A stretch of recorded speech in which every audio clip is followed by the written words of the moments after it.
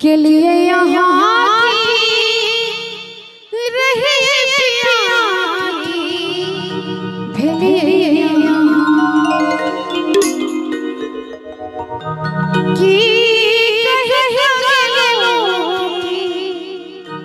के लिए यहाँ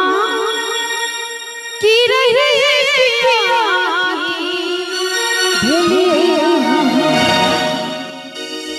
किया सूर करे हमर कंगना सूर करे हमर कंगना सजना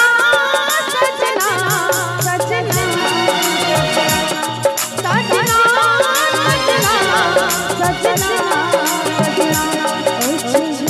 सुने पिया हमर अंगना सुने पिया हमर अंगना सजना सजना सजना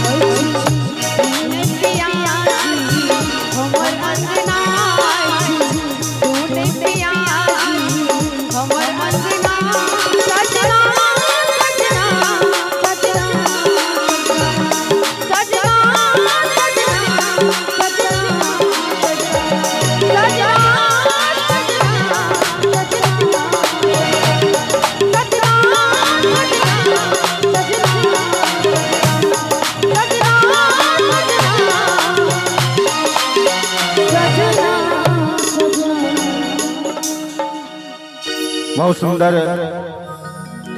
इच्छा थे आदरणीय श्री